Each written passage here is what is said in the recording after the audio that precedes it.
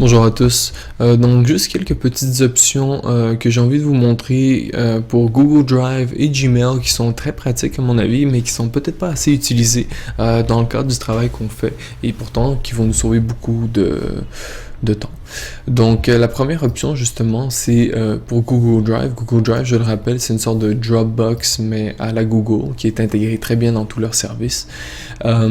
C'est le fait de pouvoir consulter vos documents hors ligne.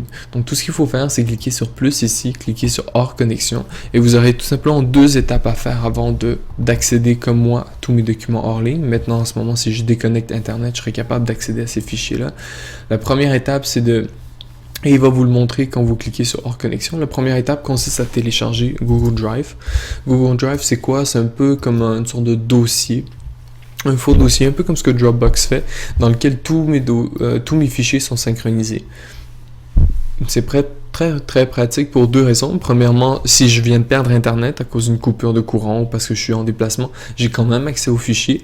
Et deuxièmement, si je veux mettre des fichiers sur mon Google Drive, tout ce que j'ai besoin de faire en fait, c'est de les glisser, déposer, comme ce que je fais d'habitude par exemple. Et dès que je suis connecté sur internet, il va en envoyer une copie sur mon Google Drive personnel. Donc ça j'aime bien. Et on peut également aussi voir si un dossier est partagé, par exemple, j'ai un dossier qui devrait être là, qui s'appelle Media Pangea, voilà.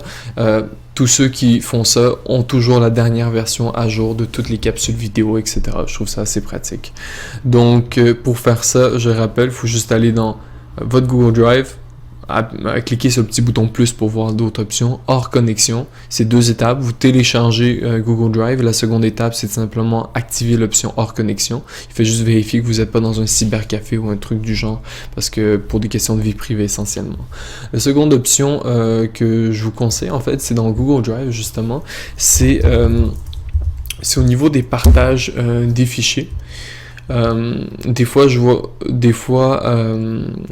vous le savez, quand on partage des documents Word, etc. en ligne, c'est pas très pratique par courrier parce que justement les fichiers se dupliquent beaucoup trop, ça remplit les boîtes courriel, etc. Ici, on a toujours la dernière version à jour, mais pour pouvoir travailler avec les autres, il faut le partager et il faut bien le partager. Donc, il faut cliquer sur en haut à droite partager et mettre l'adresse, par exemple. Disons que je décide de mettre tout mon groupe de Pangea Production et tous ces gens-là pourront modifier le compte, mais ça implique qu'ils passent par cette adresse courriel-là, par exemple. Ici, c'est un Gmail, mais moi, c'est que des Gmail, mais si quelqu'un était sous Hotmail, des fois, ça serait plus compliqué parce qu'il faut qu'il se fasse un compte sous Google Drive avec son compte Hotmail, blablabla. L'autre option que je fais souvent et qui n'est pas la solution parfaite, mais qui à mon avis fonctionne le mieux, c'est de changer les paramètres d'accès. Moi, ce que je fais souvent, c'est que tous les utilisateurs qui disposent de ce lien-là, et ce lien-là, on ne peut pas le trouver ailleurs qu'en possédant le lien. On ne peut pas le retrouver en faisant une recherche Google. Ont accès à la modification du document ou parfois, par exemple, juste à faire des commentaires. Je vous montrerai comment on fait ça. Et ça, c'est simple parce que j'ai juste à partager ce lien-là ici par courriel et la personne n'a pas besoin de se connecter à son compte pour y accéder. En fait, si elle est déjà connectée à un compte Gmail, tant mieux.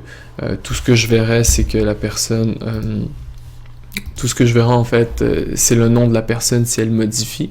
Donc, par contre, si la personne n'est pas connectée, c'est comme un utilisateur anonyme qui se connecte à ma page et qui fait des contenus. Qui met du contenu. L'autre chose qui est très utile, c'est justement consulter l'historique des révisions. Ce que ça me permet, c'est pas tant d'espionner mon document pour voir qui a fait quoi, mais surtout de pouvoir rapidement retracer une modification. Si jamais, par exemple, j'ai une personne qui a modifié ou rajouté quelque chose dans le document, j'ai pas besoin de regarder tout le document une page après l'autre, je peux très rapidement voir ce que la personne a fait, mais je peux aussi revenir à une ancienne version. Ce qui est pratique, si quelqu'un a fait une erreur et une partie du document s'est effacée. L'autre chose qui est très pratique, qu'on n'utilise pas assez, c'est de faire des commentaires. Donc je peux, par exemple, écrire plus Ilina et écrire mon commentaire, blablabla, et la personne va recevoir un email qui dit que j'ai fait un commentaire à son message, face au document. La dernière option, il me reste quelques secondes, c'est, je vous conseille d'aller sur le Chrome Web Store et de télécharger Gmail hors connexion. Ça vous permet, c'est une version simplifiée de Gmail qui peut fonctionner même si vous n'avez plus Internet, tout simplement. Voilà.